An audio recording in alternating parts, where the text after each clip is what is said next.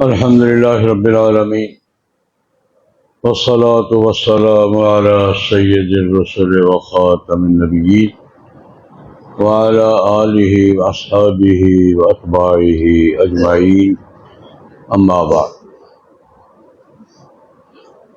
غزوہ تبوک میں جو لوگ پیچھے رہ گئے تھے، مخلفین جنہیں قرآن پاک نے کہا ہے پیچھے رہ گئے تھے، اکثر تو منافق تھے. 3 مخلص صحابی، کعب بن مالک، ہلال بن امیہ، مرارہ بن ربیع رضی اللہ تعالیٰ عنہ.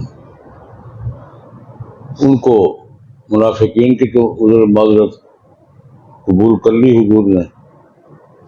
اللہ پاک نے قرآن کریم میں تھوڑی سی تنبیہ بھی فرمائی. لما اذنت لهم، منافق آتے یا سبھی بیمار ہے، بچہ بیمار ہے، افراد ٹھیک ہے. اللہ پاک نے ہلکی سی تنبیہ فرمایا، عفا اللہ عنک لما اذنت لهم، آپ کیوں اجازت دیتے پھر؟ لیکن ایک لطیفے کی بات یہ ہے کہ معافی پہلے دی ہے، پوچھا بعد میں. عفا اللہ عنک، اللہ نے معاف کر دیا، پوچھا کیوں، اجازت کیوں دی ہے؟ یہ بھی بات کہنے کا انداز ہوتا ہے نا.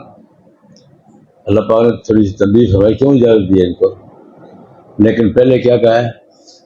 عفا اللہ، نہیں معاف کر دے گا، نہیں معاف کر دیا ہے، لیکن اجازت کیوں دی ہے؟ یہ تھوڑا ہلکی سی تنبیہ فرمائی. تو میں پنجابی کی مثال دیا کرتا ہوں. ماں بچے کو ڈانٹتی ہے نا، تو کہتے ہیں صدقے جائیں کی تئی. یعنی ماں جب اپنے لاڈلے بچے کو ڈانٹتی ہے تو کیا کہتی ہے؟ اور میں صدقے جائیں کی تئی. تو اللہ پاک نے اسی لہجے میں حضور کو تنبیہ فرمائی، کیوں اجازت دی تھی جناب. خیر، اکثر تو منافق تھے، کوئی نہ کوئی بہانہ کر کے رہ گئے. 3 مخلص صحابی تھے جن کا کوئی بہانہ نہیں تھا، کوئی نے بہانہ کیا بھی نہیں، پیاسا غلطی ہو گئی. ان میں کعب بن مالک رضی اللہ تعالیٰ عنہ بڑے معروف انصاری صحابی ہے. وہ پھر پوری داستان سناتے ہیں کہ یہ ہوا تھا، یہ ہوا تھا، یہ ہوا تھا، یہ ہوا تھا. بخاری کی 3-4 صفحے کی روایت ہے. لیکن بس صرف ایک بات، ان کو سزا بھی ملی تھی. ان کا حقہ پانی بند ہوا تھا، سوشل بائیکاٹ ہوا تھا ان کا 50 دن. کعب بن مالک کہتے ہیں کہ ہمیں بس اتنی سزا ملی کہ مجھے بولنا نہیں ہے، ان کی بات کا جواب نہیں دینا، سلام نہیں کرنا، جواب نہیں دینا، سودا لین دین نہیں کرنا، بس.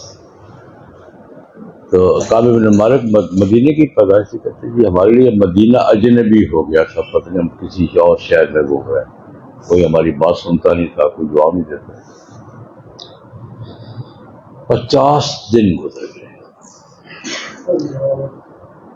اب اس دوران بخاری شریف کی روایت ایک قاصد آیا، سفیر آیا، روم کے بادشاہ. آواز دیتا پھرتا ہے، کعب بن مالک کون ہے بھائی؟ مدینہ منورہ میں گھوم رہا ہے، اور کعب بن مالک کون ہے؟ لوگوں نے کہا وہ جا رہا ہے، مجھے ملا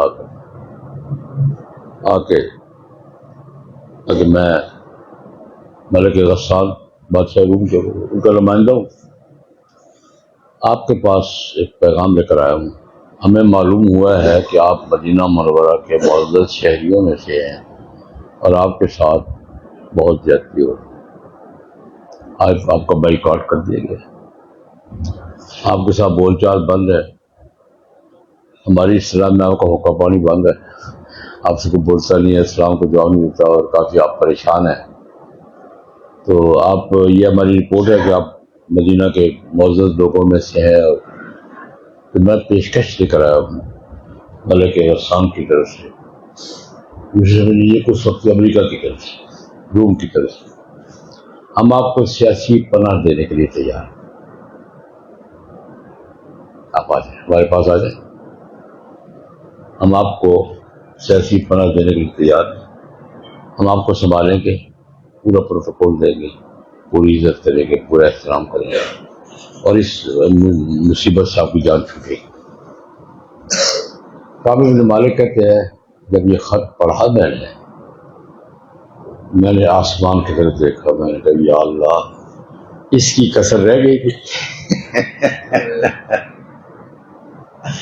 یا اللہ یہ کسر رہ گئی تھی، یہ بھی مجھے چیک کرنا تھا۔ میں نے کہا میرے ساتھ خط کا جواب میں تمہیں دیتا ہوں۔ ہمارے محلے میں ایک تندور تھا، بولو ایک عورت روٹیاں لگایا کرتی تھی، تندور پہ کھڑا ہوا، میں نے وہ خط تندور میں پھینکا، میں نے کہا یہ میرا جواب ہے۔ یا بعض جواب پریکٹیکل ہوتے ہیں، بڑے مؤثر ہوتے ہیں، ان کے یہ میرا جواب ہے اور میں ٹھیک ہوں۔ کہتے 50 دنوں کے بعد اللہ پاک نے قرآن پاک میں ہماری توبہ کا اعلان وعلى الثلاثة الذين خلفوا حتى إذا ضاقت عليهم الأرض بما رحبت وضاقت عليهم أنفسهم وظنوا أن لا ملجأ من الله إلا إليه ثم تاب الله عليهم ليتوبوا۔ وہ 3 آدمی جو پیچھے رہ گئے تھے، زمین ان پہ تنگ پڑ گئی، ضاقت علیہم الارض بما رحبت، زمین اپنی تمام تر وسعتوں کے باوجود ان پہ تنگ پڑ گئی، جائیں کہاں، کرے کیا۔ وضاقت علیہم انفسہم، ان کی جانیں جسم کے اندر تنگ پڑ گئی تھی۔ اللہ پاک تھوڑا سا چیک کرتے ہیں، پھر اللہ پاک نے توبہ کا اعلان، توبہ کا اعلان وہی آئی۔ ایک بڑی دلچسپ بات ہے، لیکن رات کو وحی آئی، جناب نبی کریم صلی اللہ علیہ وسلم نے ام المومنین ام سلمہ کے حجرے میں تو وہاں تھے، رات کو ام سلمہ رضی اللہ تعالیٰ عنہ کو بتایا کہ ام سلمہ وحی آ گئی ہے، اللہ پاک نے ان تینوں کی توبہ قبول کی۔ آپ کہتے ہیں ام سلمہ میرے بارے میں بہت فکر مند رہتی تھی، تو یا سر میں کسی کو بھیج کے اس کو اطلاع کروں، ہمارے واٹس ایپ تو نہیں تھا، میں کسی کو بھیج کے اطلاع کروں، انہوں نے مسلمہ صبح اطلاع کریں گے۔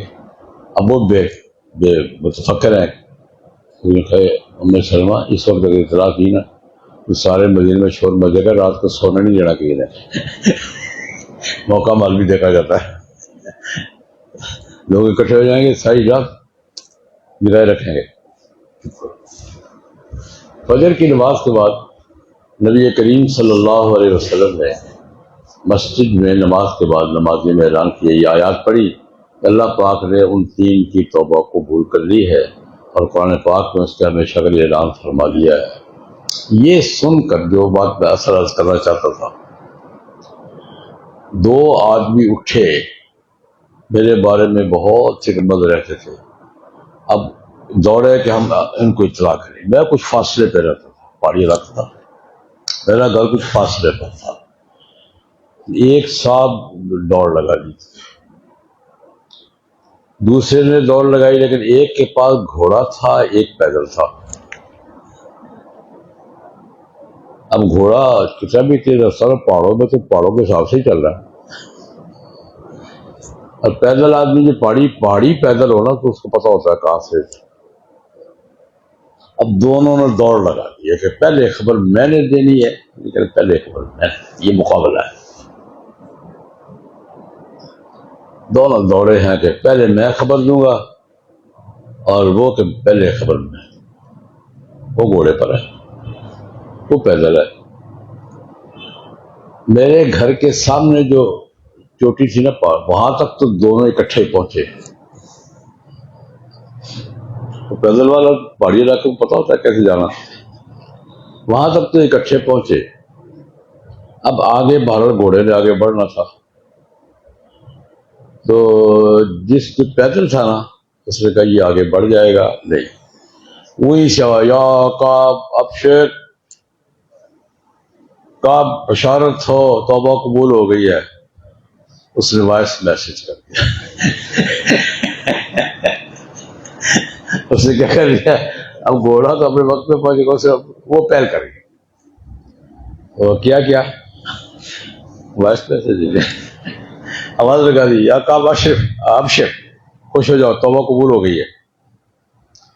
یہ مقابلہ جو بس یہ مقابلہ جو ہے نا نیکی کے کاموں میں, یہ قرآن پاک نے بھی تقاضا کیا ہے. فَلْيَتَنَافَسِ الْمُتَنَافِسُونَ, مقابلہ انسان کی فطرت ہے.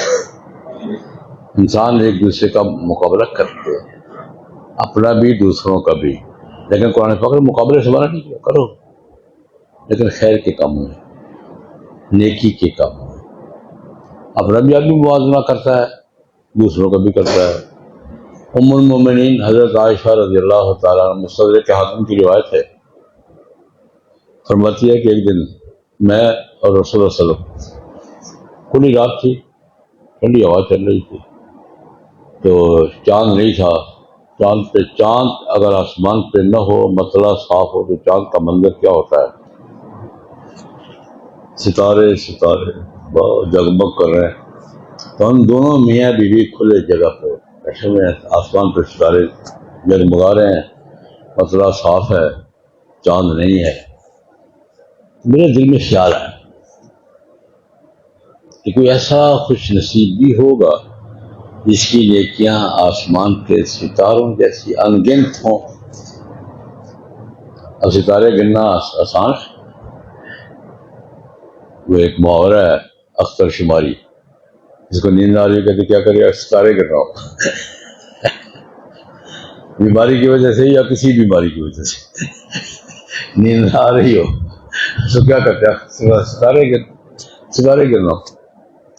تو حضرت عائشہ کہتے ہیں میرے دل میں خیال آیا کہ میں ایسا ہوگا بندہ جس کی نیکیاں ستاروں کی طرح انگنت ہوں. میں نے سوال کر دیا, یا رسول اللہ, کوئی خوش قسمت انسان ایسا ہے جس کی نیکیاں ستاروں کی طرح انگنت ہوں؟ سوال تو میں نے کر دیا, دل میں میرے یہ تھا کہ ابا جی کا نام آئے گا. جواب میں کس کا نام آئے گا؟ ابا جی. ابا جی کون؟ حضرت ابوبکر صدیق. آدمی کا بنتا تھا. یہ دل میں توقع لے کر کہ میرے ابا جی کا نام آئے گا, میں نے سوال کیا, یا اصل کو ایسا خوش نصیب ہے کہ جس کی نیکیاں آسمان کے ستاروں کی طرف بے شمار ہو, انگنت ہو, گنی نہ جا سکے. میں ہاں ہے. کون؟ میں عمر. جواب توقع کے خلاف تھا. تو فوراً ابھی یا رسول میرے ابا جی کدھر ہے, ابھی یا رسول میرے ابا جی کدھر ہے. توقع وہ تھی, جواب یہ آ گیا. حضور لیٹے ہوئے تھے, اٹھ کے بیٹھے. عائشہ ابو بکر کی نیکیوں کی بات کرتی ہے, عمر کی ساری زندگی کی نیکیاں ایک طرف, ابو بکر کی غار کی 3 راتیں.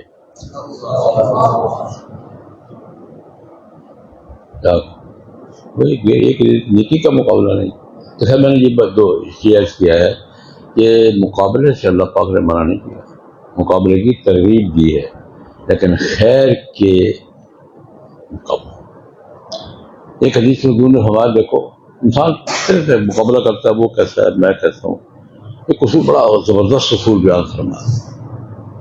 میں دنیا داری کے کاموں میں اپنا مقابلہ ہمیشہ اپنے سے کم تر درجے میں. تمہارے دل میں اللہ کی نعمتوں کی قدر پیدا ہوگی. اپنے سے کم تر درجے سے کم. اس کے پاس مکان نہیں ہے, میرے پاس ہے. اس کے پاس سواری نہیں ہے, میرے پاس ہے.